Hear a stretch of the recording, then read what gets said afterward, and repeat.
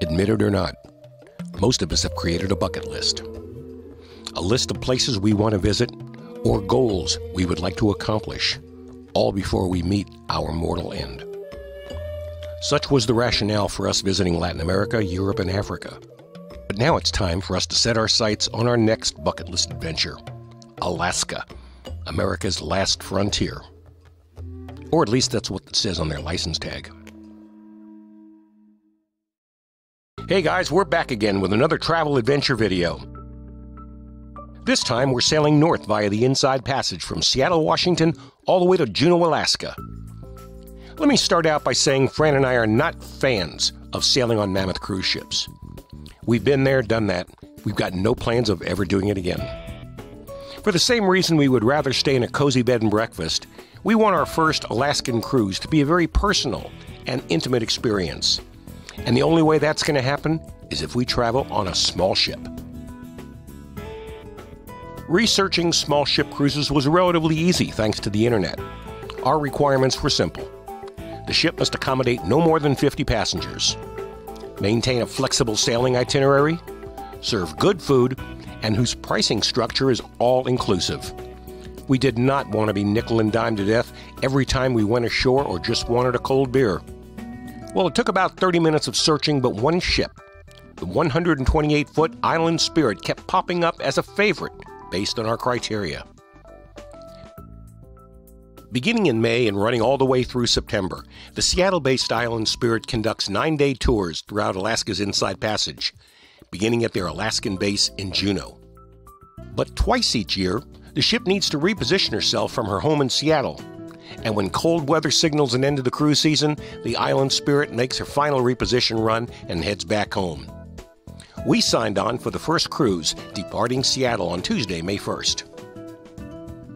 Over the next 2 weeks, our course will take us north through the Inside Passage, departing the port of Seattle, all the way to Juneau, Alaska's capital.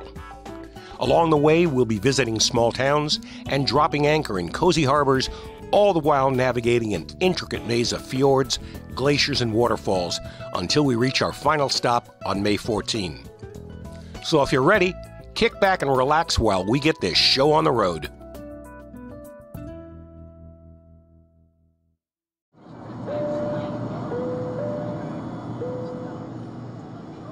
Since our last visit to Seattle in 2006, we decided to come in a few days early, just to check out what's new.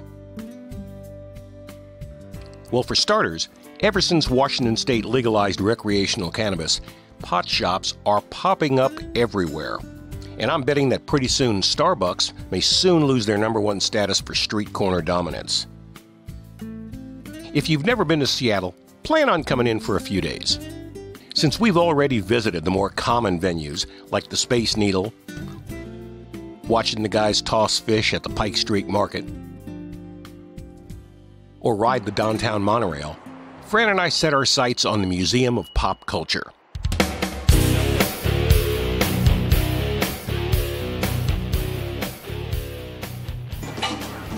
I'm in a real cool place right now called the Sound Lab. And over here they got different sound booths with drums, guitars, basses, mixing stations, all kinds of really cool stuff. And we have a chance to go in there and play music and real live instruments.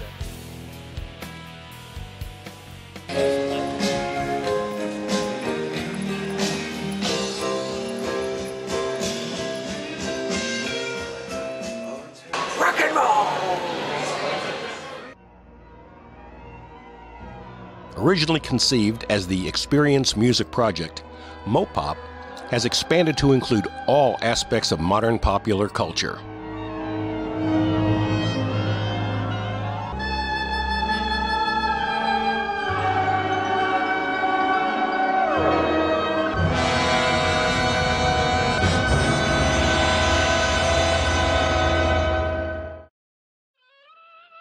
And you can't visit Seattle without meandering through the streets of Chinatown. And yes, our lunch was incredible.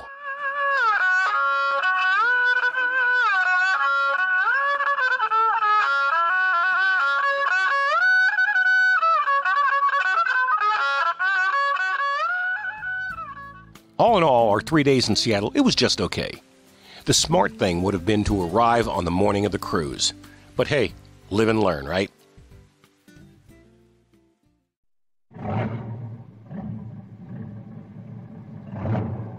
The Island Spirit is a family-run enterprise whose owner, Captain Jeff Behrens, draws upon his 40-plus years of sailing experience and provides all his guests an incredible and intimate look into today's Alaska.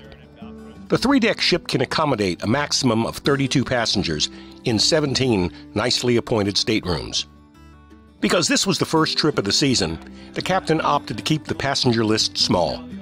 Besides me and Fran, there were only 17 other passengers making this journey. From the moment we stepped aboard, the ship's crew was there to ensure all our cruising needs would be met. Alaska's Inside Passage is a network of narrow waterways, small islands, steep granite gorges, waterfalls, and eye-popping glaciers. Along with humpback whales and orca, can appear and disappear in an instant. The only way to really experience such an adventure is to be on a small ship, which is why we opted for the Island Spirit. The draft on a typical passenger ship can run as deep as 30 feet or more, thereby requiring it to sail only in very deep water. But the Island Spirit has a draft of only 7 feet and is able to take us places which are totally inaccessible to large ships.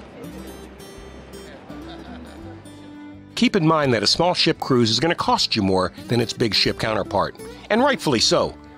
It's like comparing a fine dinner prepared by your own personal chef to an all-you-can-eat food bar at the Golden Corral. Now don't get me wrong, I'm not condemning big ship cruises. They're just not for us. We really like the intimacy that small ships offer, plus you get to know the crew by name, and in turn they get to know you. Meeting and making friends with the ship's limited number of passengers also helps to round out a very enjoyable adventure. Let's take a moment now and check out the place that'll be our home for the next 2 weeks. The Island Spirit has 3 decks. Entering and exiting the ship takes place on level 1, which is also where most of the ship's staterooms are located. In addition, level 1 also leads you to an incredible viewing area on the bow. Fran and I were assigned cabin number 108, one of only 5 cabins equipped with queen-size beds. While we don't have an outside balcony, our queen-size bed, ensuite toilet, shower, and huge observation windows makes for a great place to get away and catch up on some needed rest. And if you're really lucky, like our new friend Beth, you can just kick back with a good book and relax while you're waiting for a humpback whale to come swimming by the boat.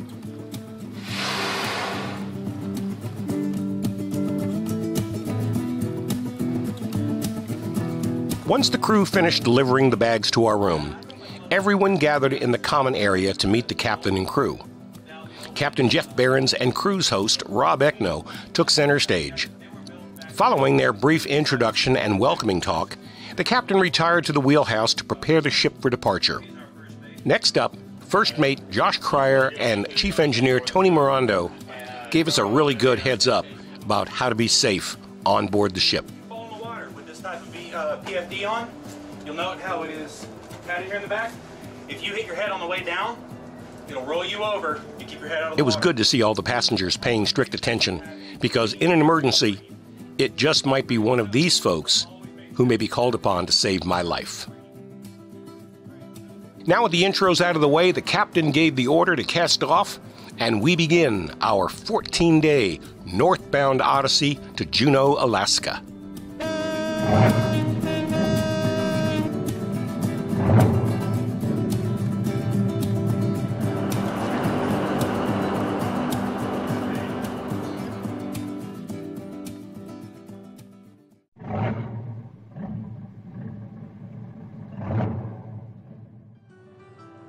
As we make our way out of the harbor, those of you familiar with the television show The Deadliest Catch might recognize one of its floating stars, the Crab Boat Wizard.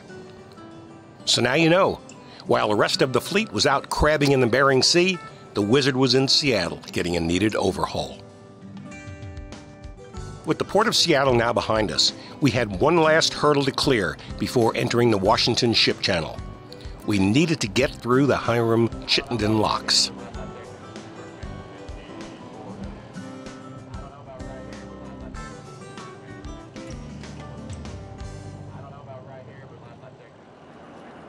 Built in 1917 by the U.S. Army Corps of Engineers, the Chittenden Locks serves the area by equalizing the 26-foot altitude difference between the saltwater Puget Sound and the freshwaters of Lake Washington and Lake Union.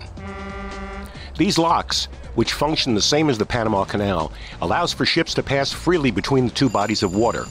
It also prevents seawater intrusion from the Puget Sound, which negatively impacts the area's fragile fishing industry.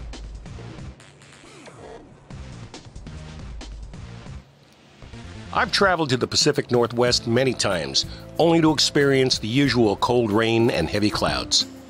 But somehow, Mother Nature is being quite cooperative today, serving up calm seas and incredibly sunny skies. After departing Seattle, we sailed northbound to our first overnight port, the small town of Coupeville, Washington. It is a gorgeous day for day one. I don't know if we can call it day one, it might be day half. Nice people, nice boat, very laid back. I think you'll find me out here most of the time, unless it gets brutally cold as we get closer to Alaska.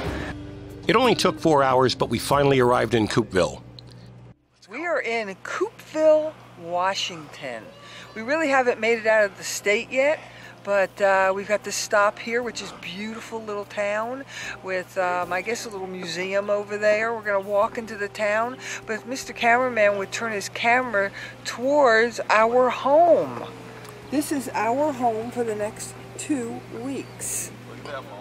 So we've got a stop today. I think we have another stop tomorrow. And then I think we're on the boat for a couple of days as we go through Canada. So come on, let's walk the town a little bit. Following a fantastic dinner aboard ship, we took the opportunity to check out this quaint little town of 1,800 people.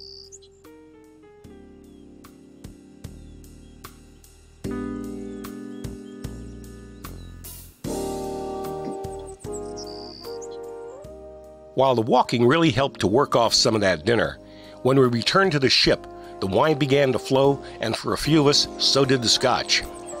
So much for walking off those calories. But hey, that's what vacation is all about.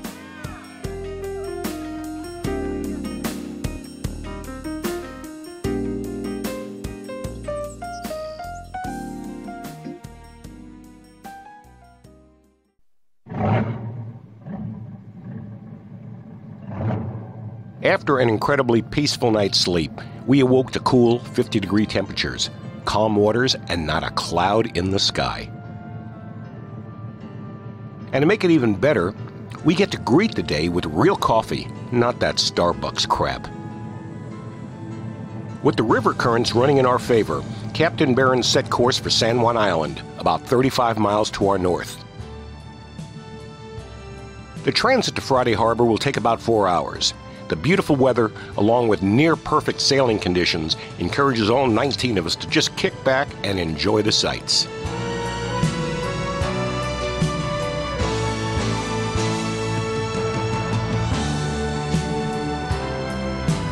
The plan for the day is to put in at Friday Harbor and explore this 600-square-mile island. Towards the end of the day, we'll wind up at Roche Harbor, where we'll rejoin the island's spirit. With all sorts of floating debris scattered about, ship safety is paramount. This morning, the wheelhouse is manned by both the captain and relief captain Dave Branch. Their extra set of eyes will be necessary to help ensure we avoid any encounters with floating or submerged logs. This smuggler's figured it out. Deception Pass has a tremendous amount of current when it comes to me during the tide change. And at that tide change, we can have velocities of 4, 5, 6, even 7 knots of current. And there's now a little channel left. So the smugglers will be tying the tide.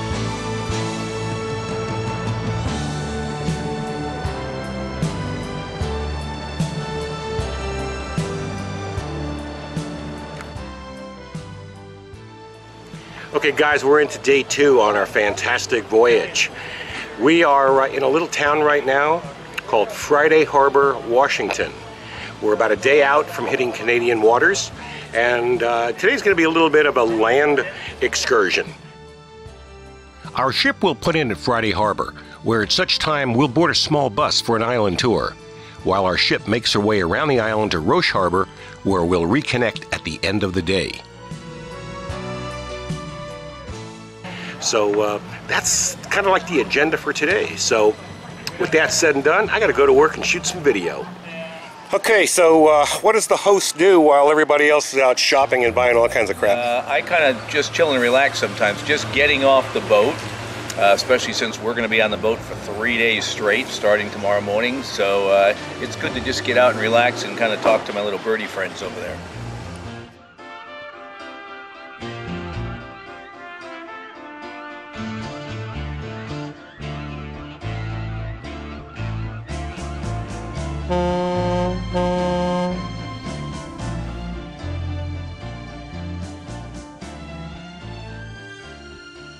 Right now, we're in an area called South Beach. And really what is surrounding me is more driftwood than I've ever seen in my life.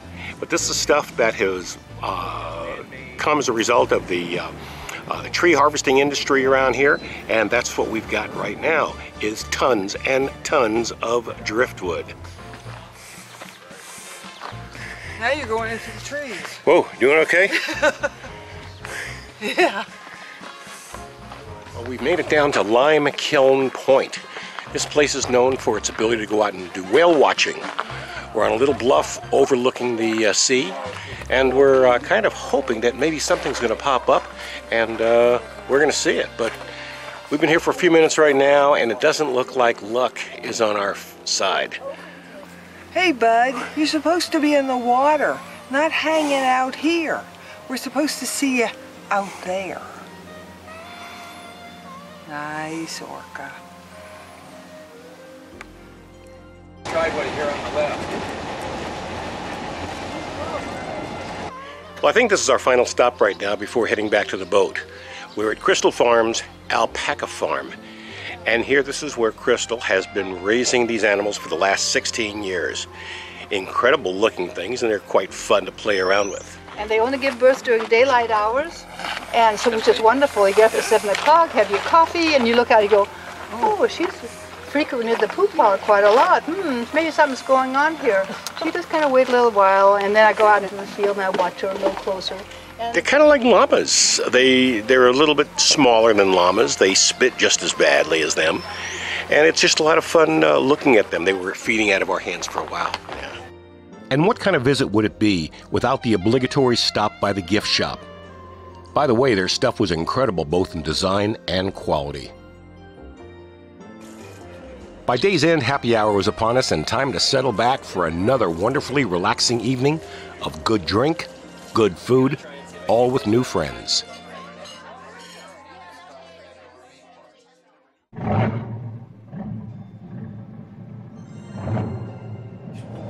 Well, today is, I think it's day 3. It might be Thursday.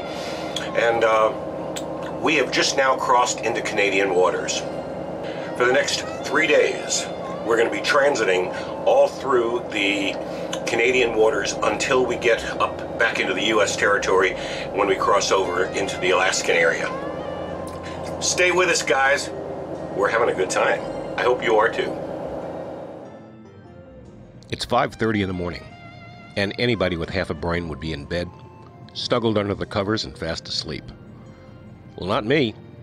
I had it all planned out that I was going to record my first sunrise of the cruise, but unfortunately I overslept. Oh well, better luck next time. With a cup of freshly brewed coffee in hand, surrounded by the placid waters of the San Juan Islands, the air was still, and the only sounds that I heard were that of a few bald eagle in search of breakfast. Serenity has completely overtaken me. In fact, the last time I remember feeling this serene was in November of 1972, when I saw Pink Floyd play the Hollywood Sportatorium. Beginning now and for the next 3 days, the Island Spirit will be on a non-stop transit through Canadian waters. The only downside is our engines will be running continuously, So say goodbye to the sounds of silence for the next 3 nights. Hey guys, how are ya? Today is day 5 on our Alaskan adventure. We're having a really great time, what I remember of it at least. After last night's Scotch and Beer Fest, there's not a whole hell of a lot I remember, although the pictures will eventually tell the story.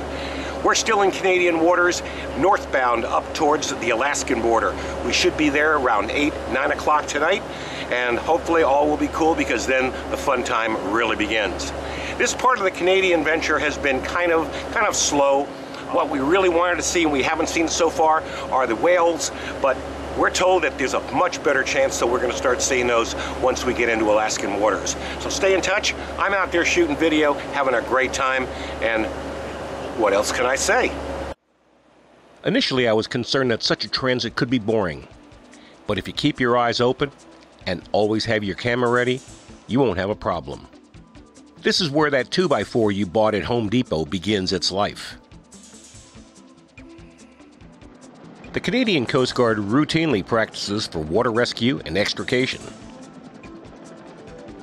Our 14 days aboard the Island Spirit allows us to combine total sensory overload with good old-fashioned education.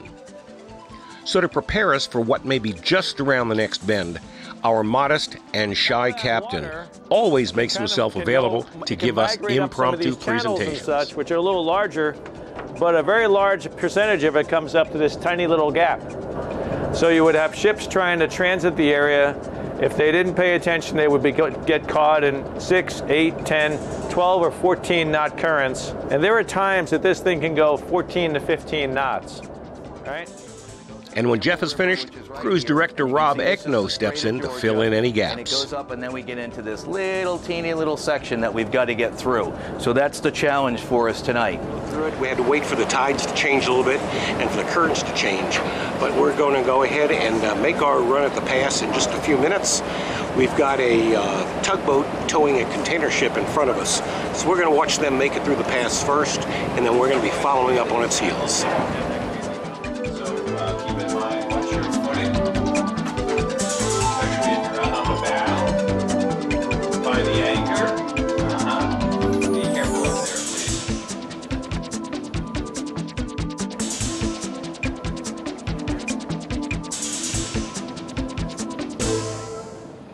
During this long transit, there were a few times I got a wee bit bored. But with my curiosity shifted into overdrive, I wanted to know more about how this ship operated. Well, ask, and ye shall receive.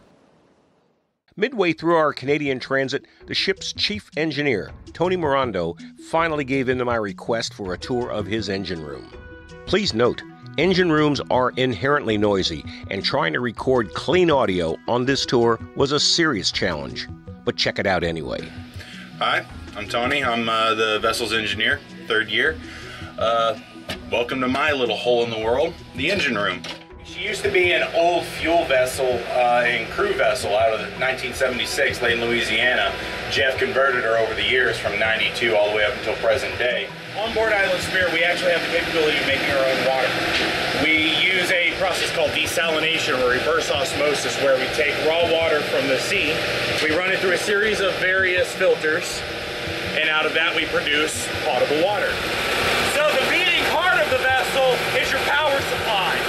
We have redundancy systems in the form of 2 generators, and we are able to basically have enough power to where you could treat the entire boat like your home and never worry about, can I charge my laptop, can I run a hairdryer? You're more than capable of living your life as if you're still on land.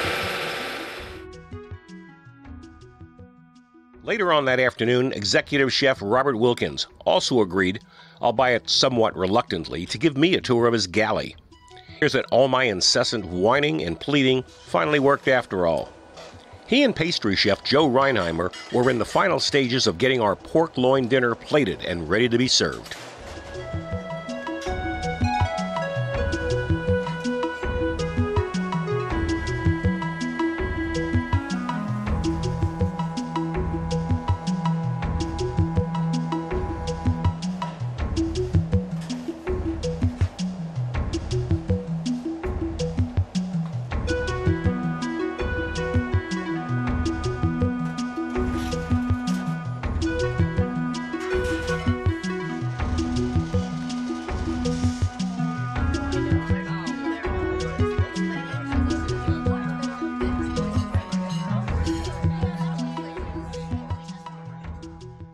Finally, after 3 days of non-stop travel, we arrived at Vixen Inlet in the state of Alaska.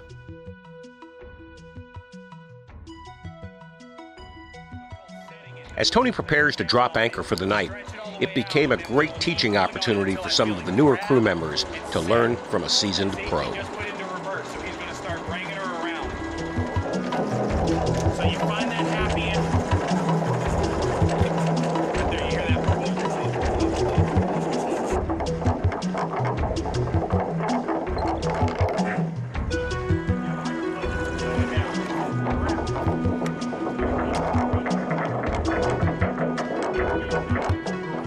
With the anchor now firmly set and several hours of daylight remaining, the captain gave the order to drop the portable dock and deploy all kayaks.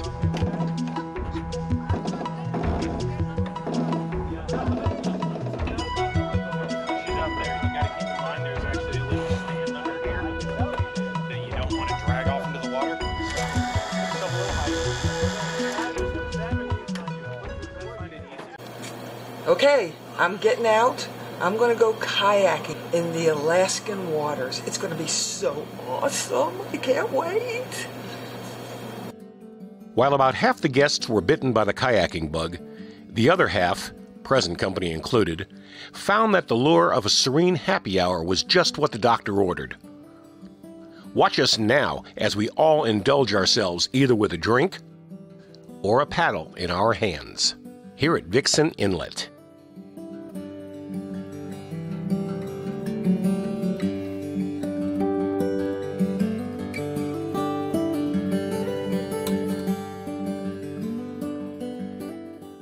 Here I am in Alaska kayaking on a beautiful, beautiful sunny day.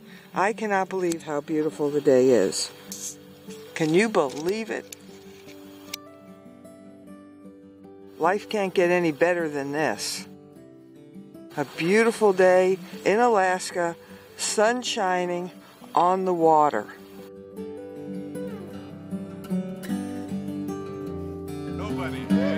Let me know if you're having a good time, okay? Not enough people waving hands.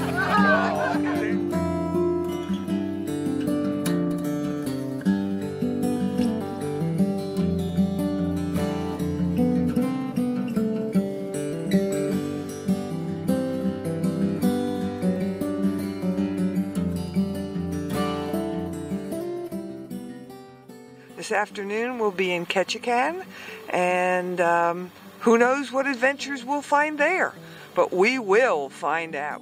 So this is a beautiful, beautiful day, and there's a couple of other kayakers out, and I noticed they've got a little boat out. I guess that's to get us if we have some problems. But these people are amazing. They take care of everything that you need, everything that you think you want. They are the best.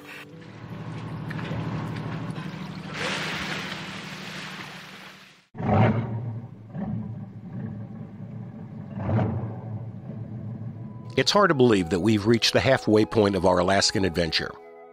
While the getting there portion of the trip is now behind us, we're going to be focusing our attention on the more terrestrial elements for the remainder of this trip. Our final week in Alaska takes us from the protected waters of Vixen Inlet south to the city of Ketchikan. Then it's north to the town of Wrangell. We continue to head north to the commercial fishing hub of Petersburg, and then on to the Tracy Arm Fjord, where we're going to be exploring Dawes Glacier and Ford's Terror. The final leg of our journey will take us direct to the Alaskan state capital of Juneau, the terminating point of our cruise. So now that you know where we're going, let's get this show on the road. It's about 6 o'clock in the morning on May 6th, and not a cloud anywhere in the sky. Totally blue. It's about maybe 45, 48 degrees outside, so it's a little bit chilly. And quite a few of the passengers starting to take off on kayaks. But right now, it doesn't get much better than this. Hot coffee, cool temperatures, sunny skies, placid waters, and Alaska. Before we head off to Ketchikan, chefs Robert and Joe made sure that our stomachs were satisfied before we began that frenetic, crazy run to the finish line. While it's still way too early to head out, the captain got on the horn announcing it was last call to anyone who wants to kayak or explore on the Dib. Say no more, baby, we're out of here. Have a great time out there.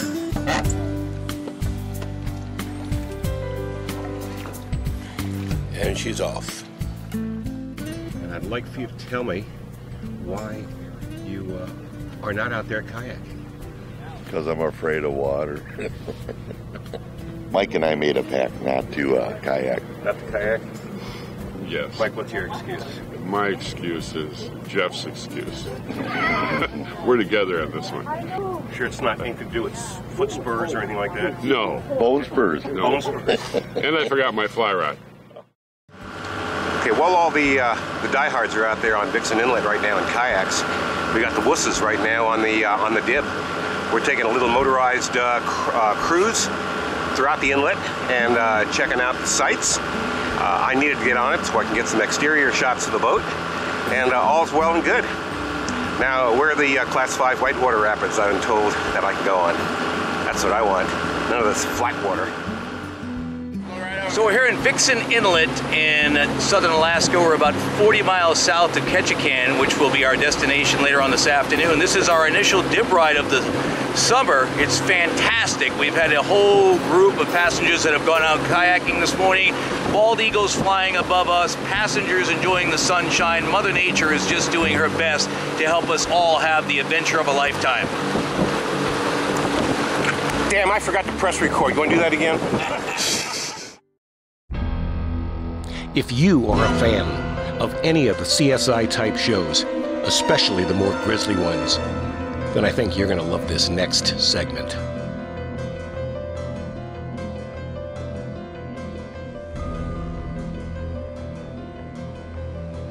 While out kayaking, Fran brought back a little souvenir. It was a small sea urchin. Relief Captain Dave Branch felt it necessary to show us the inner workings of the urchin. And without dropping a beat, Dave cut into the little creature only to elicit the sounds of imminent regurgitation from all those watching this insanity. That's the same stuff I was describing that's in the sushi bar. And as if right on cue, Dave showed us how to eat a sea urchin. Personally, I draw the line at eating seashore snot. Slurp it up, chop it up with your teeth, just swirl around your mouth because you're after the after. Fran, you gonna do it? No freaking way. Come on. I'll give you $100. 500. I feel bad enough I killed Give me it. $500, I'll do it. Hey, just found out that we need to pack and get. Tide's starting to come in and the currents are beginning to shift. Time to pack it up and move it on out.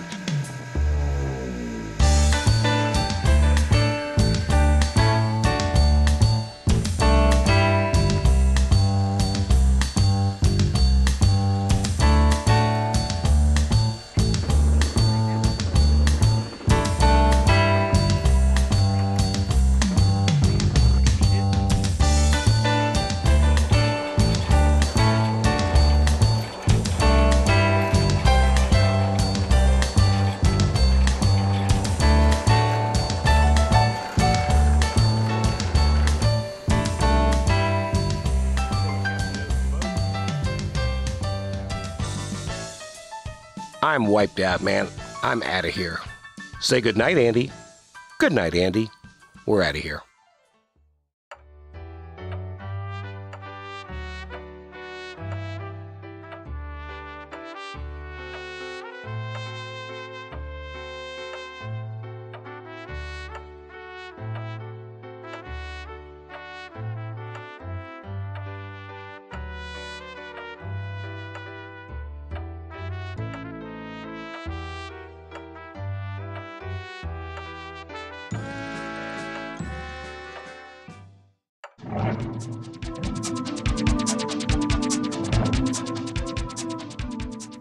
While our first week got us to Alaska, we'll spend our final week exploring several of southeastern Alaska's small towns and learning about the things that make this area so inviting to visitors.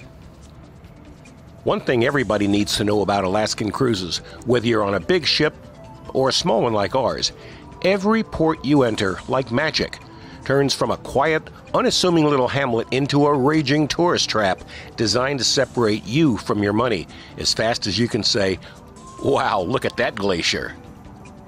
Ketchikan has two distinctions. Not only is it the southernmost city in Alaska, but it's also the rainiest, with over 13 feet of liquid sunshine falling each year. Because its harbor is very deep, it also attracts many of the super huge cruise ships servicing this area. Arriving 2 to 3 times a week, usually after midnight, anywhere from 3 to 5 huge passenger ships will dock at the port of Ketchikan. In the morning, 15,000 to 20,000 people will swarm the town in search of overpriced jewelry and Chinese-manufactured totem poles. In its heyday, Ketchikan was one of your typical sleazy gold rush mining towns. Today, while the brothels no longer provide adult-level entertainment, it's still part of their traditional backstory and a place where tourists can claim that they had an overpriced beer in an Alaskan bordello. Since the big ships don't dock until very late tonight, we're blessed with exploring Ketchikan with empty streets and no waiting lines. So let's take advantage of this awesome weather and empty streets and check out downtown Ketchikan. Well, we're walking the streets in downtown Ketchikan, and there must be lots of money here in this town because it seems that every other shop, or in this case, every shop, is a bloody jewelry store selling diamonds or some other crap. Since we are the only cruise boat in, and with our whopping 19 passengers, it seems that most of the stores have decided to go ahead and close early today.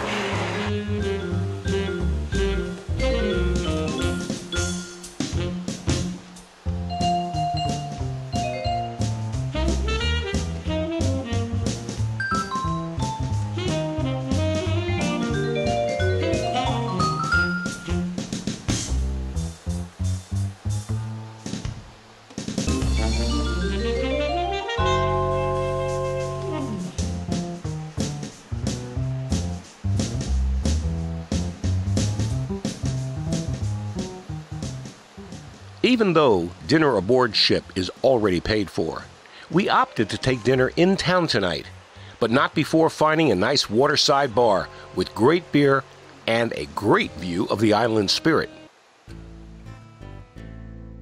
From the minute we began planning this trip, one food item has been taking over almost all my waking hours. I am so jonesing for a plate of king crab legs, you wouldn't believe it. And then what better place to do that than in Ketchikan, Alaska?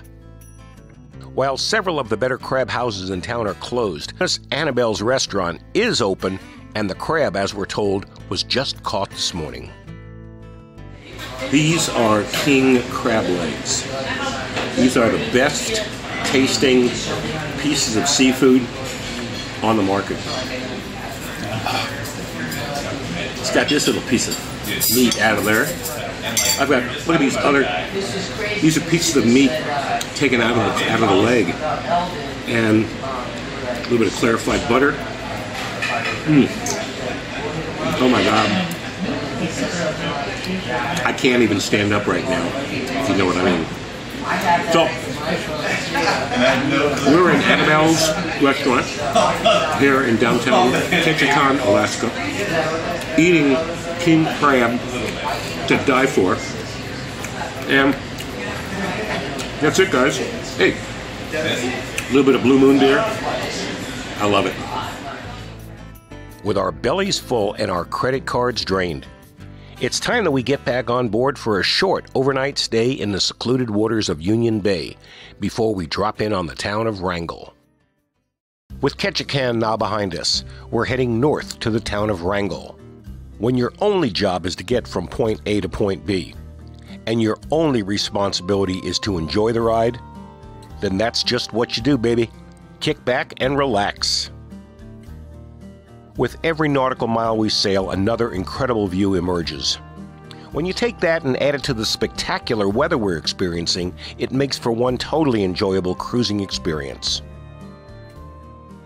We're at day 7 on our trip right now. I'll tell you, I don't know where this week's gone by. It's just been absolutely phenomenal on the boat. We are approaching the town of Wrangell, and hard to believe, man, a week already, and still a week to go. The best is yet to come.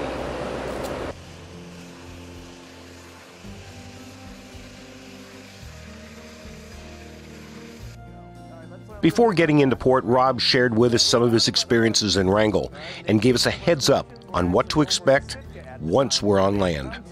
And then they start migrating south. And why did they do that? Because of the fur trade. Sea otters and the river otters were the big thing at that particular time, right? After dropping anchor, we took our inflatable boat into shore. We'll empty the boat in 5 seconds. And that's it.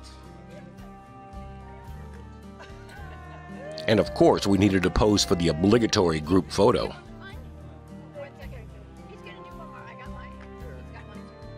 Wrangell is a small fishing village and is home to about 2,400 full-time residents. Thanks in part to its native attraction and shallow harbor, the big cruise ships avoid Wrangell, which is great for us. The first stop on our tour of Wrangell was a visit to the town's cultural center. It is here that town resident and Tlingit elder Arthur Larson related stories about the history of the Tlingits and their impact on Wrangell and of the region.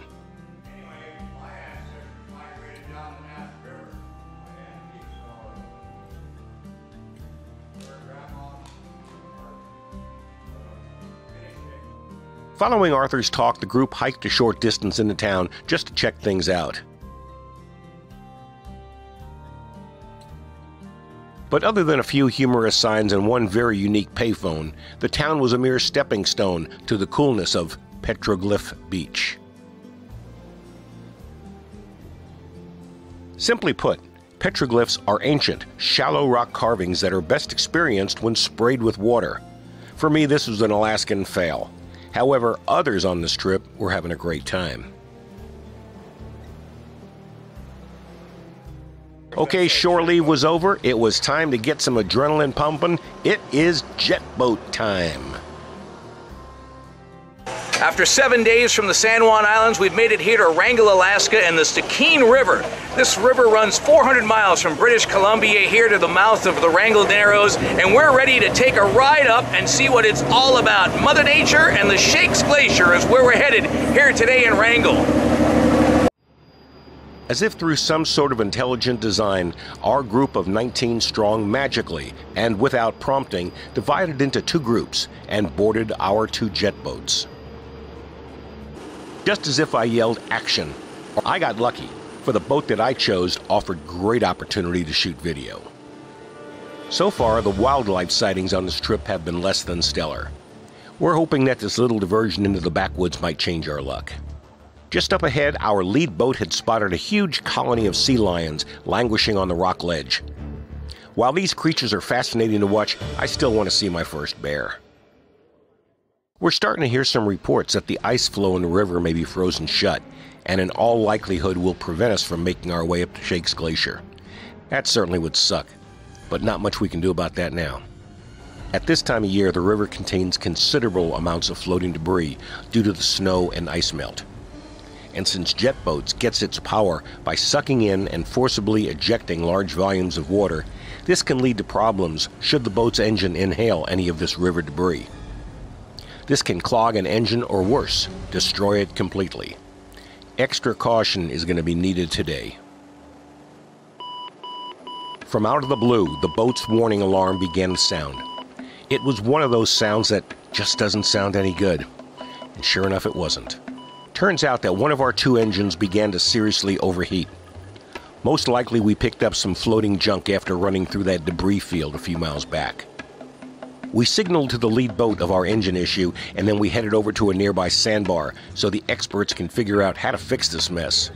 Hopefully our 2 river pilots can solve this issue and we'll be on our way soon.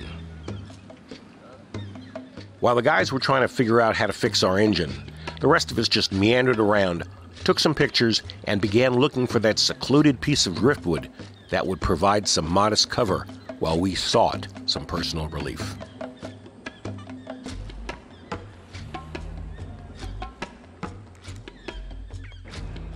been about 30 minutes, and by the sound of it, we may be back on the river sooner than later.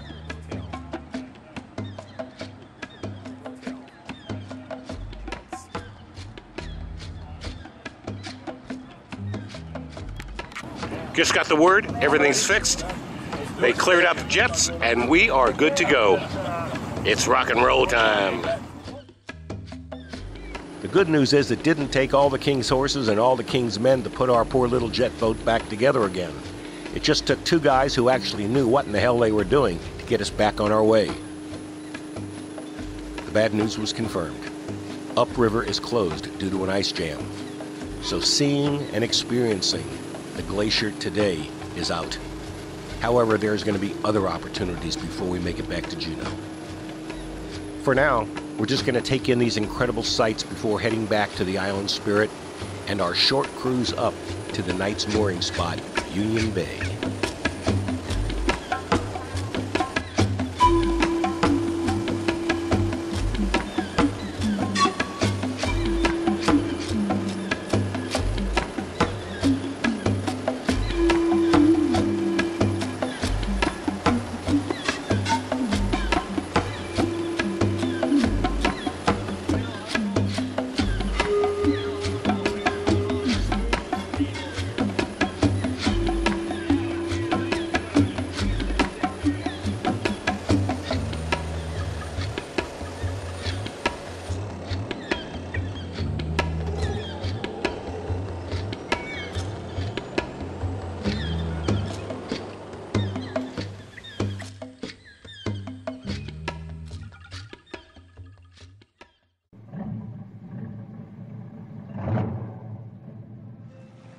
With our leisure-filled first week now behind us, our final week will concentrate on exploring more of Alaska's natural wonders. We'll be navigating the narrow passages that make up the Tracy Arm and Endicott Arm fjords. While here, we'll be focusing on the fishing village of Petersburg while spending our nights anchored in the still waters of Scenery and Sanford Coves. And of course, weather and safety permitting, we hope to get up close and personal with the massive ice flows of Dawes Glacier and the treacherous tidal anomalies of Ford's Terror. So come with us now so you can experience the natural beauty that is southeastern Alaska. We are now starting out in day 8 of our phenomenal Alaskan adventure. We're pulling into the port of Petersburg, Alaska, a little fishing community with roots going back to ancient Norway. We're going to be going out today doing some hiking, exploring the town, and maybe just finding out, talking to some of the locals and seeing what this part of the country is all about. Welcome to Petersburg, Alaska.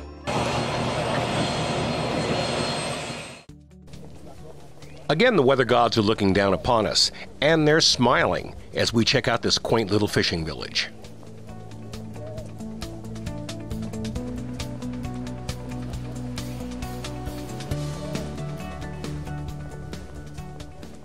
Can you show me around town a little bit, or tell me what's going on around town? We'd really like to see a hatchery. Fran, that's a statue. Oh, I'm sorry, I didn't know that. Did you not realize you were trying? I'm not that stupid. While physically bigger than Wrangell and smaller than Ketchikan, the majority of Petersburg's 2,900 full-time residents earn their living from commercial fishing. And the town's largest employer, Icicle Seafoods, is even listed on the New York Stock Exchange.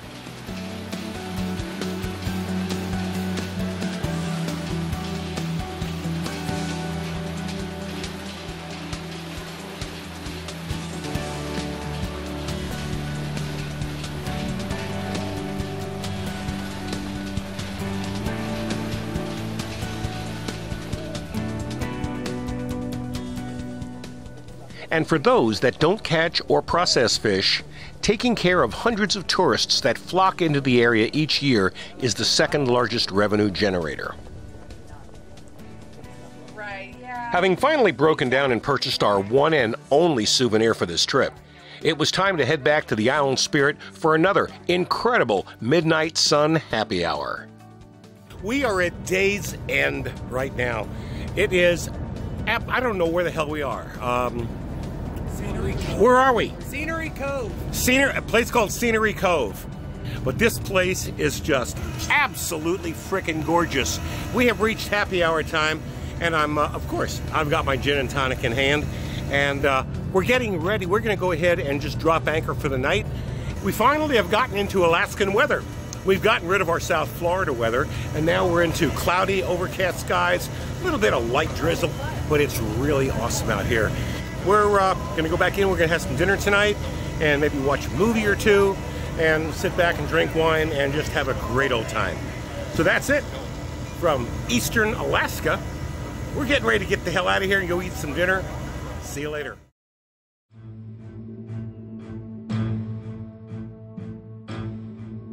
We are at Scenery Cove in Thomas Bay, somewhere up in the southeast Alaskan area. But today, we're going to go out and do our first glacier run. And it's going to be a lot of fun.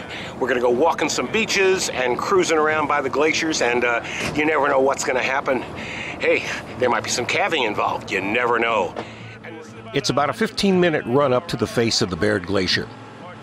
With a couple of 100 feet of water below us, Captain Jeff puts the hammer down as we cruise effortlessly over this ripple-free body of water.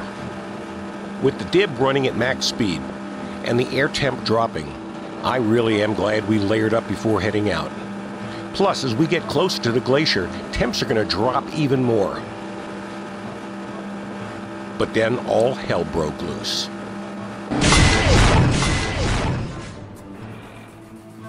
Captain Jeff was no longer joking or smiling.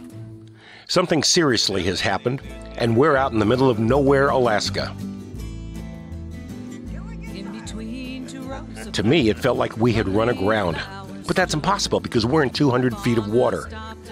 The only other possibility is that we hit a submerged object.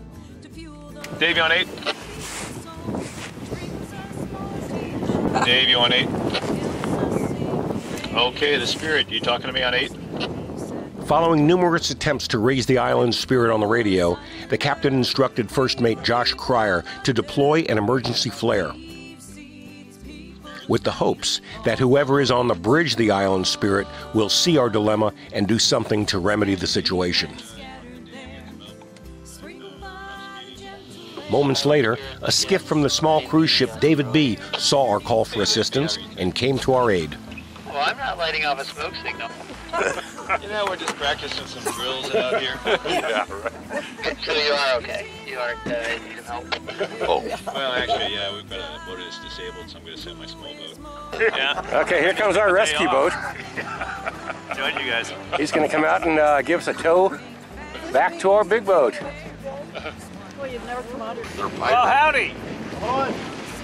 Wasn't planning on a meeting like this.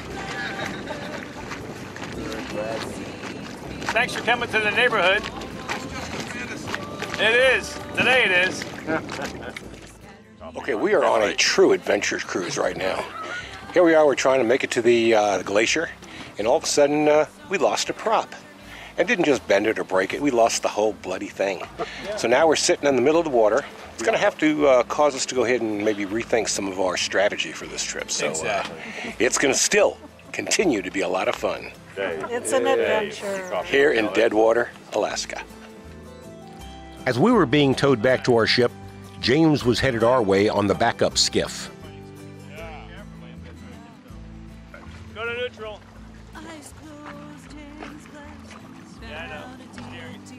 Okay, we got a new plan. Jeff and James are going to swap boats. James will stay with us, making sure that we get back to the island's Spirit, while Jeff heads out to retrieve the first group of stranded glacier explorers. And like a perfectly executed military maneuver, we were on our way back to the island's Spirit, where happy hour awaits. The only thing that kind of sucks was that we missed our chance to get up close and personal with the Baird Glacier. When we fall asunder, we will be plowed under. Leaves, seeds, people to feed, all rolled into one. And so this brings to a close another successful venture in losing a prop, bending the shaft, and getting the shaft. We're out of here. We will surely meet somewhere underneath God's golden sun.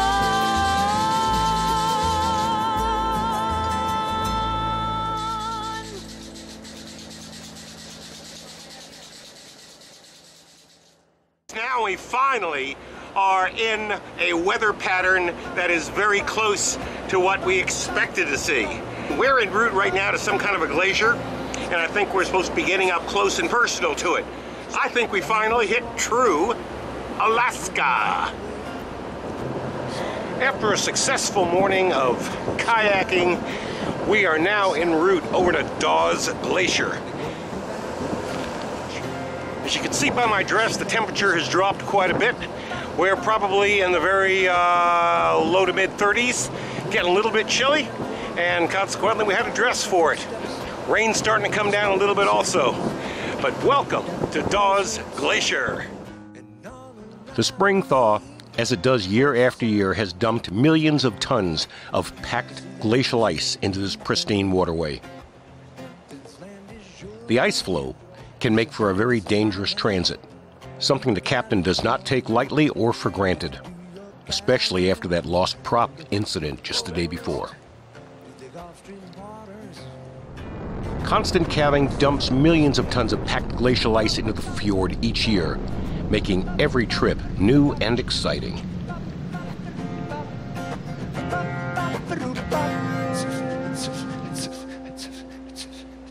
As I was walking and the sun was shining and the wheat fields waving and the dust clouds rolling, as the fog was lifting, a voice was sounding. This land was made for you and me. This land is your land. This land is my land. From California to the New York Island, from the redwood forest to the Gulf Stream waters. This land was made for you and me. Bop, bop, ba-roop, bop. Bop, bop, ba-roop, bop. Bop, bop, ba-roop, bop. Bop, bop, ba-roop, bop.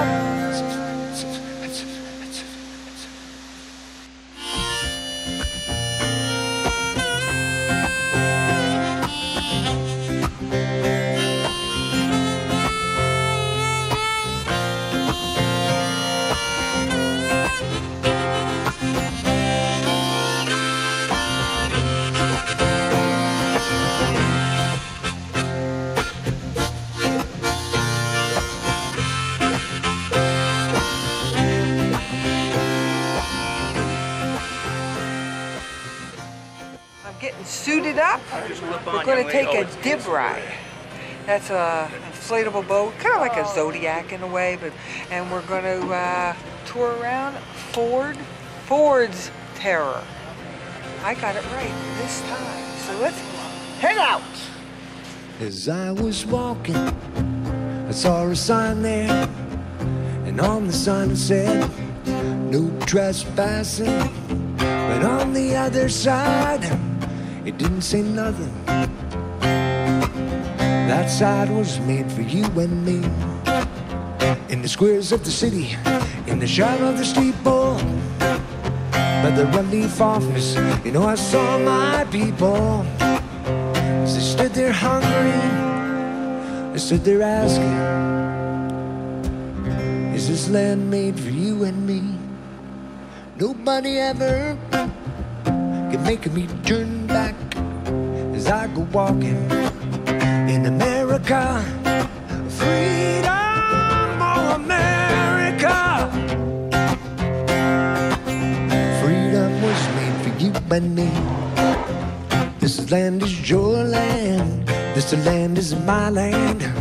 From California to the New York Island, from the redwood forest to the Gulf Stream waters. This land was made for you and me. Bop, bop, ba-roop, bop. Bop, bop, ba-roop, bop. Bop, bop, ba-roop, bop. Ford's Terror and the Island Spirit. It doesn't get any better than this.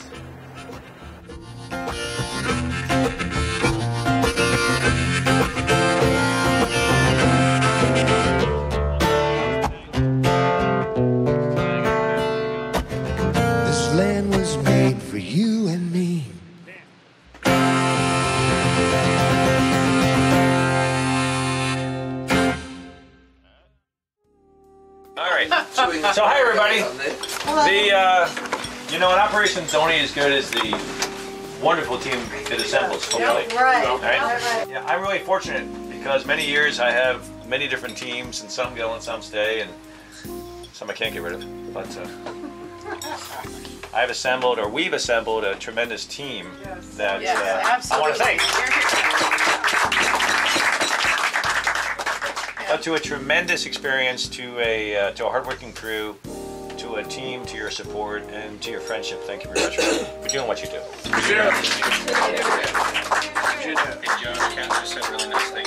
We just wanted to all say thanks for your participation.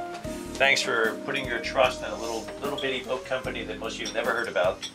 And we hope you take something really special home with you, which is friendship and memories. So here. Thank you guys. Off to the beach. We'll get to the beach in a little bit. Dessert's up, and we'll start shuttling over in a little bit for those who want to go. This was no ambiance. It's another tough evening in the woods. Steve wants that's really how many restaurants do you like this?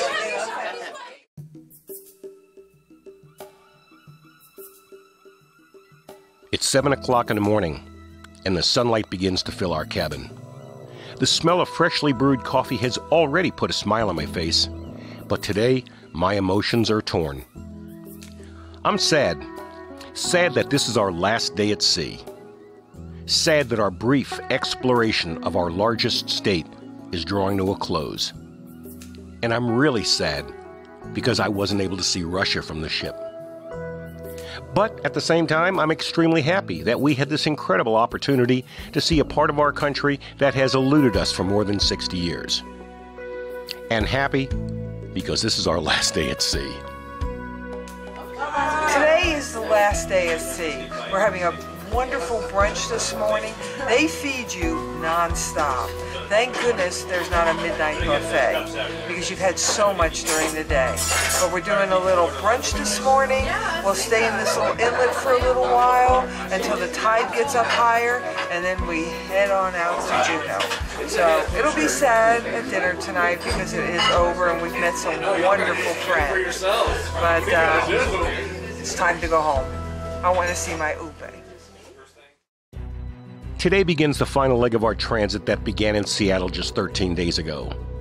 We're going to pull up anchor from Ford's Terror and the solitude that was the Tracy Arm Fjord and head north until we put in tonight at the port of Juneau.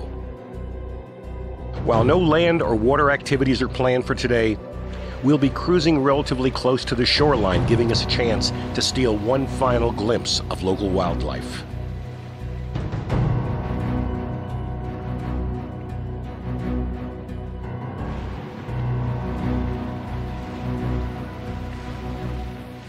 So once again, one of the most beautiful places on the planet. I know this because we get guests from all around the world. New Zealand, Germany, Australia, Chile. And people come into this little place called Ford's Terror and they marvel at the sheer drama, the cliff sides with the water tumbling down, the occasional mountain goat perched on the edge of a bluff, wondering how he's going to get down from there.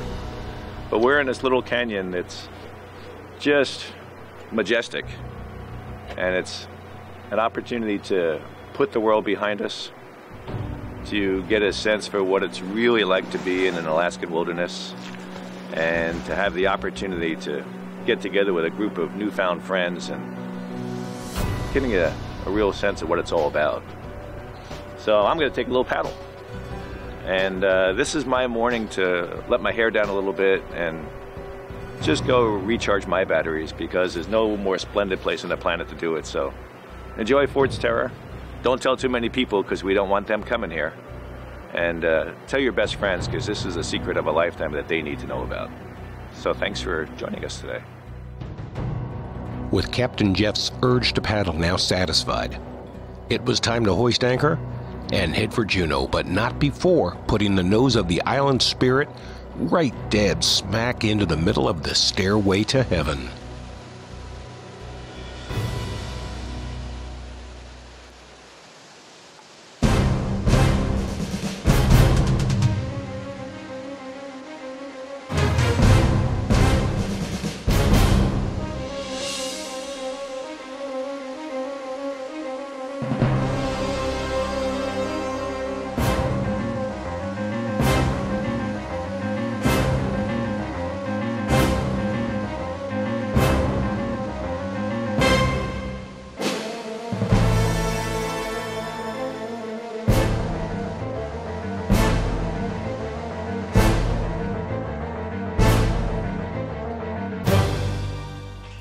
I've just gotta record this for posterity, Rick. Are you kidding You're me? about ready to go ahead and finish off your trip now. Freezing your ass off. I am not. In shorts and sandals. I gotta give you this, man. You got balls. Okay. So you guys had a great trip, right? We had a fabulous trip. I'm glad. I'm so glad to hear that. Wonderful trip, wonderful trip. I'd do it again in a heartbeat. Well, glad to have met you guys. Had a superb time. Yes. And please, we got to stay in touch. We are definitely staying in touch. We have to work on our little plan. Absolutely. I guess I wasn't paying very much attention to where our ship was, because in no time at all, here we are, preparing to enter the port of Juneau. And we are finishing up our 14-day trip to Alaska. It's right now about 8:30, 9 o'clock at night. It's still relatively sunny out, but tomorrow is going to be a touring day of the Juneau area.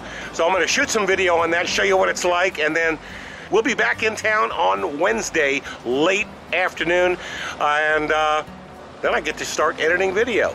So once again, here we are, Andy Brown coming to you from Juneau, Alaska, and I'm stoked.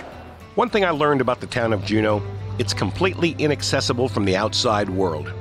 The only way in or out of this remote state capital is either by boat or by plane.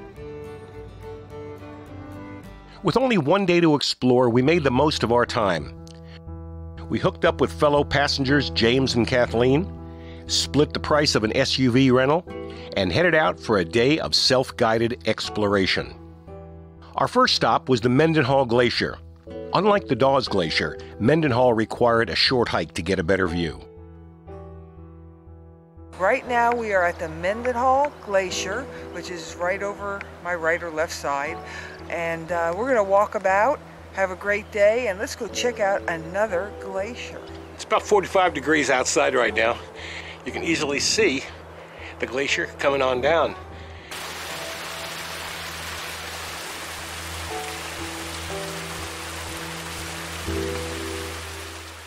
Whether you believe in climate change or not, our planet is getting warmer. The effects are very noticeable when you look at this time-lapse video, which was recorded over an 11-year span between 2007 and 2018.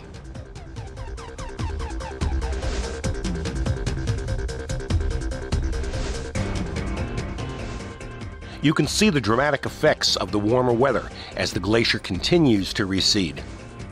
By some estimations, the Mendenhall Glacier has receded more than 2 miles, over 10,000 feet, since the beginning of the 20th century. What's happening here at Mendenhall is happening all over the globe. Eventually, the melting of the polar ice will increase sea levels, which will negatively impact our entire planet, and not just those of us who live on the coast.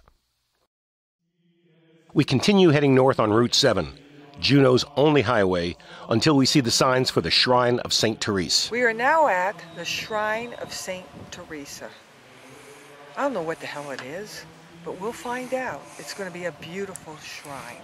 I'm curious as to why a little Jewish couple is going to a Catholic retreat. Because it's beautiful here. That's why we're going there.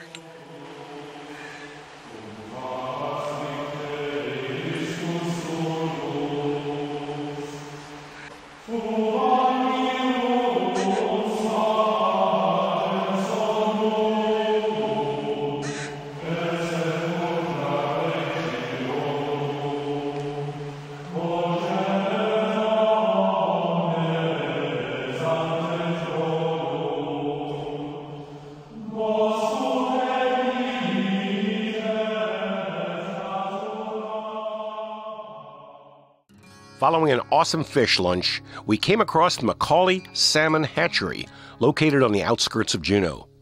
Admission was only $5, so we decided, what the hell, let's give it a go.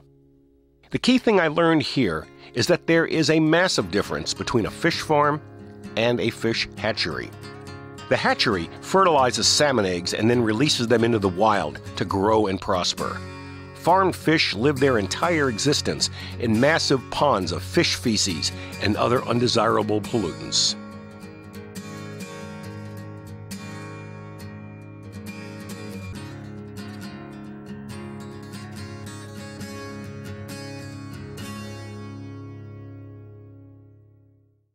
And here it is, just 15 minutes later, we have arrived at Juneau's iconic end of the road. Every trip has to come to an end. And so this one is. We are at the end of the road in Juneau, Alaska. We've decided that what better way to end our movie than by saying, we're at the end, baby. Nothing else to say. So thanks for coming out and watching this movie. I hope you enjoyed it. We certainly enjoyed the trip and enjoyed making the movie. Thanks a lot, and see you next time.